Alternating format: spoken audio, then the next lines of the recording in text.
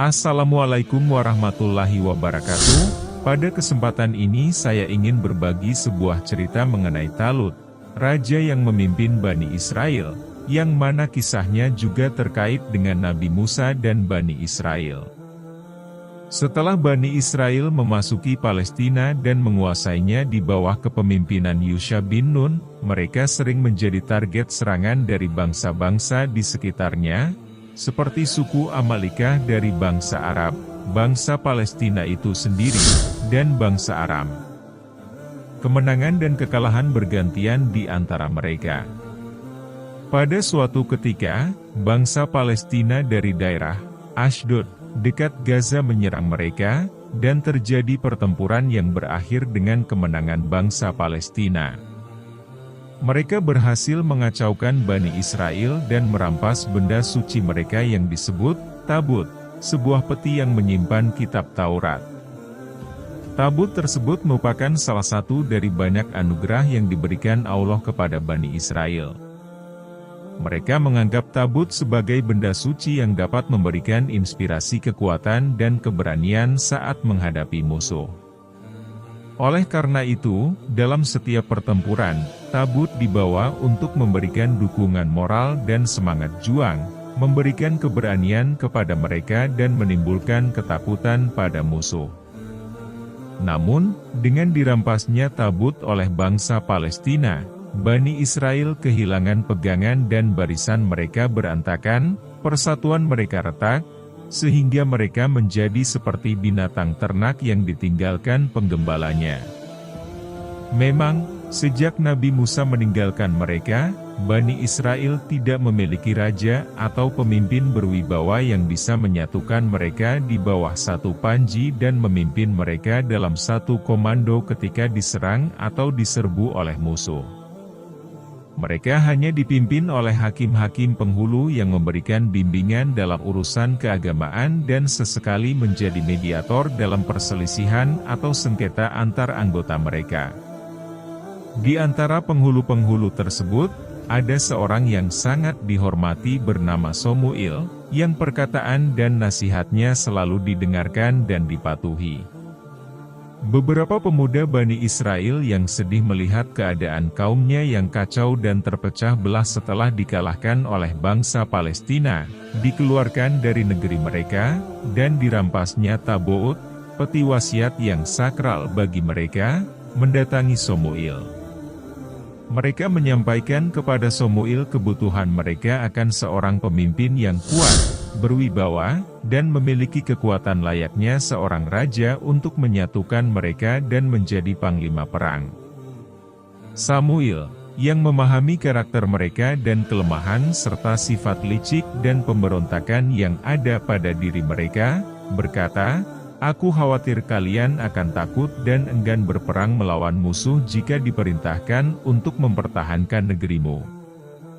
Mereka menjawab, "Bagaimana mungkin kami menolak perintah seperti itu dan enggan berperang melawan musuh, sementara kami telah dihina, diusir dari rumah kami, dan dipisahkan dari keluarga kami? Bukankah itu memalukan dan merendahkan martabat kami sebagai bangsa, jika dalam situasi seperti ini kami masih juga enggan berperang melawan musuh yang menyerang dan menyerbu wilayah kami? Kami akan maju dan tidak akan gentar menghadapi medan perang, asalkan kami mendapat kepemimpinan dari seseorang yang cakap, berani, dan berwibawa, sehingga perintahnya akan dipatuhi oleh seluruh kaum kami." Samuel berkata, "Jika itu memang keputusan hatimu dan keinginanmu untuk memiliki seorang raja yang akan memimpin dan membimbing kalian, maka berikanlah waktu kepadaku untuk beristihara dan memohon pertolongan Allah agar menunjukkan kepadaku seseorang yang pantas dan layak menjadi raja bagi kalian." Dalam istiharahnya, Samuel menerima ilham dan petunjuk dari Allah untuk memilih dan mengangkat seseorang bernama Talut sebagai raja Bani Israel. Meskipun belum pernah mendengar nama tersebut atau mengenal orangnya, Allah akan memberikan jalan dan tanda-tanda yang memungkinkan dia untuk bertemu dan segera mengenalinya. Talut adalah seorang yang berbadan besar dan tinggi, tegap, kuat, serta memiliki wajah yang tampan. Dari sinar matanya, orang bisa melihat bahwa dia adalah seseorang yang cerdas, efisien, dan bijaksana, dengan hati yang tabah dan berani. Dia hidup di sebuah desa terpencil, tidak terlalu dikenal banyak orang. Bersama ayahnya mereka bercocok tanam dan memelihara hewan ternak. Suatu hari, saat Talut sibuk di ladang bersama ayahnya, seekor keledai dari hewan ternak mereka lepas dan hilang. Talut dan seorang pembantunya pergi mencari keledai yang hilang itu di antara lembah dan bukit di sekitar desanya, tetapi tidak berhasil menemukannya. Akhirnya, mereka memutuskan untuk kembali karena khawatir ayahnya akan gelisah jika mereka terlalu lama mencari keledai yang hilang itu. Sang bujang berkata kepada Talut, "Kita kini berada di wilayah Suf, tempat Somuil tinggal. Akan sangat baik jika kita mengunjunginya untuk menanyakan apakah ia bisa memberi kita informasi dan arahan tentang di mana kita dapat menemukan keledai kita." Dia adalah seorang nabi yang menerima petunjuk dari Tuhan melalui malaikat-malaikat dan telah sering mengungkapkan hal-hal gaib yang ditanyakan kepadanya. Talut setuju dengan usulan bujangnya dan mereka berdua pun berangkat menuju kediaman Somuil. Di tengah perjalanan, mereka bertemu beberapa gadis yang sedang mengambil air dari sumur dan bertanya, "Di mana kediaman Nabi Somuil?" Gadis-gadis itu menjawab, "Tidak perlu terburu-buru melanjutkan perjalananmu. Somuil akan segera tiba di sini. Dia sedang dinanti kedatangannya di bukit oleh penduduk daerah ini." Sebelum gadis-gadis itu selesai memberikan penjelasan, Somuil muncul dengan wajah bersinar, memancarkan cahaya kenabian dan kebijaksanaan yang membenarkan kehadirannya. Talut segera mendekati Samuel dan setelah saling bertatapan, berkata Talut, "Wahai Nabi Allah, kami datang untuk memohon bantuan. Dapatkah kami diberi informasi dan petunjuk tentang di mana kami bisa menemukan kembali keledai kami yang telah lepas dari kandang dan hilang tanpa jejak, meskipun sudah 3 hari kami mencarinya?" Samuel, setelah memperhatikan wajah Talut dengan seksama, menyadari bahwa dialah orang yang telah ditunjuk oleh Allah untuk menjadi raja, pemimpin, dan penguasa Bani Israel. Dia berkata kepada Talut, "Keledai yang kamu cari itu sedang dalam perjalanan kembali ke kandang di rumah ayahmu. Janganlah kamu resah dan gelisah tentang keledai itu. Sebab, aku memang mencarimu untuk urusan yang jauh lebih besar dan penting daripada masalah keledai. Kamu telah dipilih oleh Allah untuk memimpin Bani Israel sebagai raja, menyatukan mereka yang terpecah belah, dan membebaskan mereka dari musuh yang menyerang dan menduduki negeri mereka. Dan insya Allah, Tuhan akan menyertaimu, memberikan perlindungan kepadamu, dan mengurniakan kemenangan serta keberuntungan dalam setiap usahamu." Talut menjawab, "Bagaimana mungkin aku menjadi raja dan pemimpin Bani Israel, sementara aku ini hanya seorang petani dari suku Benyamin yang paling miskin, terasing dari pergaulan masyarakat, seorang anak tani dan penggembala hewan yang tidak dikenal?" Somuil berkata, "Ini adalah kehendak Allah dan perintahnya. Dia lebih mengetahui kepada siapa harus diletakkan amanat dan tugas-tugasnya. Dialah yang menugaskan, dan dialah juga yang akan melengkapi segala kekuranganmu. Bersyukurlah atas nikmat dan kurniaan Allah ini. Terimalah tugas suci ini dengan keteguhan hati dan kepercayaan penuh akan pertolongan dan perlindungan Allah untukmu." Kemudian, Somuil menggenggam tangan Talut, mengangkatnya tinggi-tinggi seraya menghadap kepada kaumnya dan berkata, "Wahai kaumku, inilah orang yang telah dipilih oleh Allah untuk menjadi rajamu. Dia berkewajiban memimpin dan mengurus urusanmu dengan sebaik-baiknya dan setepat-tepatnya, dan kamu berkewajiban taat kepadanya, mematuhi perintahnya, dan berdiri tegak di belakang komandonya. Bersatulah di bawah bendera Raja Talut dan bersiaplah untuk berjuang melawan musuh-musuhmu. Bani Israel yang berkumpul mengerumuni Samuel mendengarkan pidato pelantikannya mengangkat Talut sebagai raja, tercengang dan terkejut. Dengan mulut ternganga, mereka saling memandang, mata mereka berpindah dari wajah Samuel ke wajah Talut, menunjukkan keheranan dan ketidakpuasan atas pengangkatan itu. Tidak terlintas dalam benak mereka bahwa Talut, yang miskin dan tidak dikenal, adalah pilihan Samuel untuk pemilihan dan pengangkatan seorang raja bagi mereka. Mereka berkata kepada Samuel, "Bagaimana mungkin Talut dapat memimpin kami sebagai raja? Dia adalah orang miskin yang tidak terkenal, dan kehidupannya hanya terbatas di desanya. Dia bukan keturunan Levi yang melahirkan para nabi Bani Israel, juga bukan dari keturunan Yehuda yang melahirkan raja-raja Bani Israel sejak zaman dahulu. Dia tidak memiliki pengalaman atau kemampuan yang dibutuhkan oleh seorang raja untuk mengelola dan mempertahankan kerajaannya. Mengapa tidak saja memilih seseorang dari mereka yang berada di kota, yang cerdas, berpengalaman, dan berkeadaan cukup?" Samuel menjawab keberatan mereka, mengelola kerajaan dan menjadi pemimpin perang tidak membutuhkan keturunan bangsawan atau kekayaan. Yang dibutuhkan adalah kemampuan, kebijaksanaan, kecerdasan berpikir, dan ketangkasan bertindak. Sifat-sifat ini ada pada Talut. Selain itu, dia memiliki tubuh yang kuat, postur yang tegap dan kokoh, serta wajah yang tampan yang memberikan kesan positif kepada mereka yang bertemu dengannya.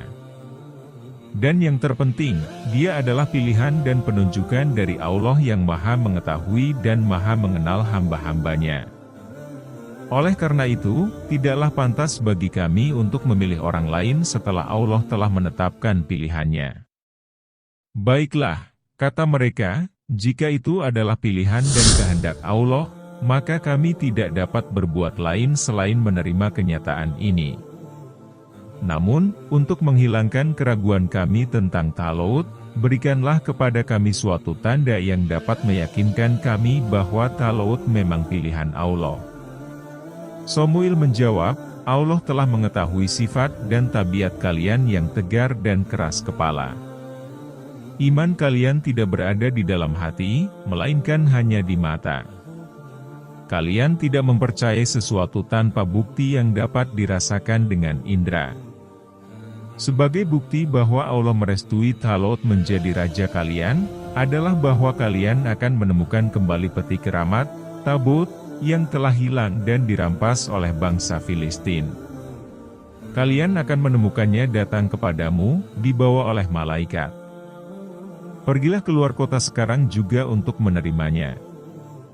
Setelah terbukti kebenaran perkataan Samuel dengan penemuan kembali tabut yang selama 7 bulan berada di tangan orang-orang Filistin, maka diterimalah Talut sebagai raja mereka dengan memberikan baiat kepadanya dan berjanji akan taat serta mematuhi segala nasihat dan perintahnya. Tugas pertama Talut setelah dinobatkan sebagai raja adalah mengorganisir kekuatan dengan mengumpulkan para pemuda dan orang-orang yang masih kuat, untuk membentuk tentara yang akan menghadapi bangsa Palestina yang dikenal tangguh dan berani. Dia mengumpulkan pasukannya dari orang-orang yang masih kuat, tidak memiliki tanggungan keluarga, dan tidak terikat dengan kegiatan bisnis sehingga mereka dapat fokus penuh untuk berjuang dan mengarahkan pikiran serta tenaga mereka untuk meraih kemenangan dan mengusir musuh dari negeri mereka dengan semangat yang kuat dan tak tergoyahkan. Sebagai tes untuk menilai seberapa jauh rakyatnya atau pasukan yang ia bentuk itu berdisiplin dalam mengikuti komando dan perintahnya, Talut berkata kepada mereka, "Kalian akan melewati sebuah sungai dalam perjalanan kalian di bawah terik matahari. Maka siapapun di antara kalian yang minum dari air sungai tersebut, bukanlah pengikutku yang setia yang dapat saya percayai kesungguhan hatinya dan keteguhan tekadnya. Namun, Siapapun di antara kalian yang hanya mengambil seciduk air sungai dengan tangan untuk sekadar melembabkan tenggorokannya, dialah pengikutku dan prajurit yang benar-benar bisa saya andalkan keberaniannya dan kedisiplinannya. Namun, apa yang dikhawatirkan oleh Talut menjadi kenyataan. Ketika pasukan Talut tiba di sungai yang dimaksud, hanya sebagian kecil saja dari mereka yang dengan disiplin mengikuti arahan Talut dengan tepat. Sementara itu, mayoritas tidak bisa menahan dahaga mereka dan minum dari air sungai itu sepuas hati mereka. Meskipun sebagian besar anggotanya telah melanggar disiplin, Talut tetap bertekad untuk melanjutkan perjalanan ke medan perang dengan pasukan yang tidak bersatu dan kurang disiplin, tidak seperti yang ia duga dan harapkan. Ia hanya bergantung pada sekelompok kecil yang telah terbukti setia dan taat pada perintahnya.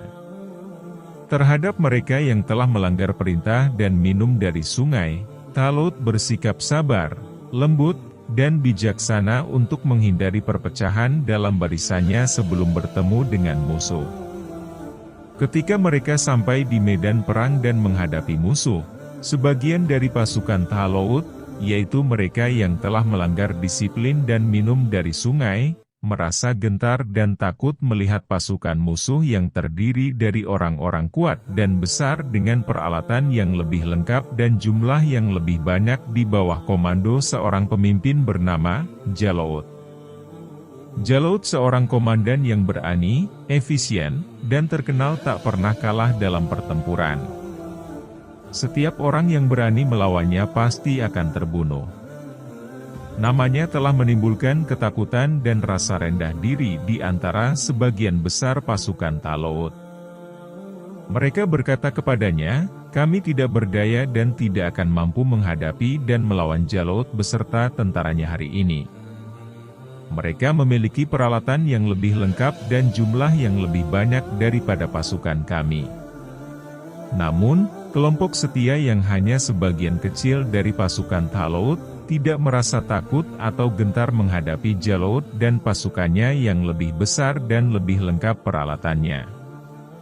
Mereka berangkat ke medan perang di bawah pimpinan Talut dengan tekad bulat untuk membebaskan negeri mereka dari penjajah, bersenjatakan tawakal dan iman kepada Allah. Sejak melangkah keluar dari rumah, mereka telah bertekad untuk berjuang mati-matian melawan musuh yang telah merebut rumah dan tanah mereka, dan bersedia mati demi tugas suci tersebut. Mereka berkata kepada rekan-rekan mereka yang pengecut, "Teruslah maju untuk bertempur melawan musuh. Kami tidak akan kalah hanya karena jumlah kami sedikit atau karena kelemahan fisik. Kami akan meraih kemenangan jika iman di dada kami tetap kokoh dan kepercayaan kami akan pertolongan Allah tidak luntur." Sudah sering terjadi, kelompok yang lebih kecil mengalahkan kelompok yang lebih besar, jika Allah mengizinkan dan memberikan pertolongannya.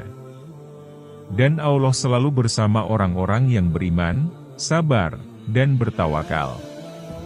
Mengabaikan bisikan dan desas-desus dari kelompok pengecut yang ingin mundur dan melarikan diri dari kewajiban berperang, Raja Talut terus maju memimpin pasukannya, sambil bertawakal kepada Allah, memohon pertolongan dan perlindungannya. Setelah kedua pasukan berhadapan dan pertempuran dimulai, Panglima Besar bangsa Filistin yang bernama Jalut keluar dari barisan dan dengan suara keras menantang pasukan Talut untuk bertarung satu lawan satu. Berulang kali ia berseru agar pihak Talut mengirimkan seseorang untuk melawannya, namun tidak seorang pun dari pasukan Bani Israel berani menghadapinya. Ejekan dan hinaan Jalut dilemparkan kepada musuhnya. Pasukan Bani Israel yang dilanda ketakutan dan kebimbangan menghadapi Jalut yang terkenal sebagai pejuang tak terkalahkan. Pada saat kritis dan tegang itu, ketika rasa malu dan rendah diri memenuhi dada dan hati para pemimpin pasukan Bani Israel yang saling memandang, bertanya-tanya siapakah di antara mereka yang dapat maju untuk membungkam mulut Jalut yang berteriak itu dan melawannya, seorang pemuda tampan dengan tubuh kekar dan tegap datang menghadap Raja Talut. Dengan mata yang memancarkan keberanian dan kecerdasan, ia meminta izin dari raja untuk menyambut tantangan Jalut. Talut kagum akan keberanian pemuda yang menawarkan diri untuk bertarung dengan Jalut, sementara orang-orang berpengalaman dalam pasukannya sendiri tidak ada yang berani menyahut tantangan Jalut. Talut memperhatikan pemuda itu dengan cermat, merasa ragu untuk memberikan izin kepadanya untuk turun ke medan pertarungan melawan Jalut. Ia tidak bisa membayangkan seorang pemuda yang belum pernah berperang dan tidak berpengalaman akan selamat dari pertarungan melawan Jalut. Pemuda itu, dengan memperhatikan ekspresi wajah Talut, dapat merasakan keraguan di hatinya untuk membiarkannya bertarung melawan Jalut. Oleh karena itu, ia berkata kepadanya, "Jangan biarkan usia mudaku dan kondisi fisikku membuatmu ragu atau takut untuk membiarkanku melawan Jalut. Karena yang menentukan hasil pertarungan bukanlah semata-mata kekuatan fisik atau besar tubuh, melainkan keteguhan hati, ketekunan dalam bertarung, serta iman dan keyakinan kepada Allah yang menentukan kehidupan dan kematian hamba-Nya. Beberapa hari yang lalu, aku berhasil menangkap dan membunuh seekor singa yang hendak menerkam dombaku, dan sebelum itu, aku juga menghadapi seekor beruang ganas yang berhasil kubunuh setelah perjuangan sengit. Jadi, bukan usia atau kekuatan fisik yang menjadi penentu dalam pertarungan, melainkan keberanian, keteguhan hati, kelincahan, dan kecepatan bergerak yang didukung oleh perhitungan yang tepat, itulah senjata yang paling ampuh dalam setiap pertarungan."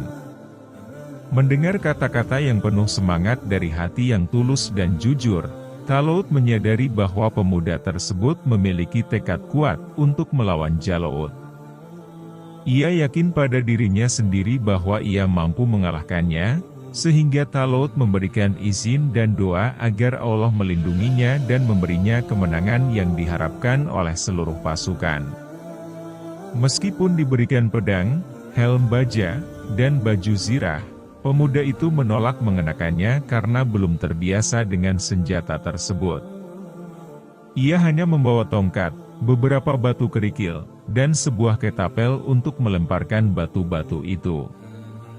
Talut berkata kepada pemuda itu, "Bagaimana mungkin kamu dapat bertarung dengan hanya tongkat, bandul, dan batu melawan Jalut yang bersenjata lengkap dengan pedang dan panah?"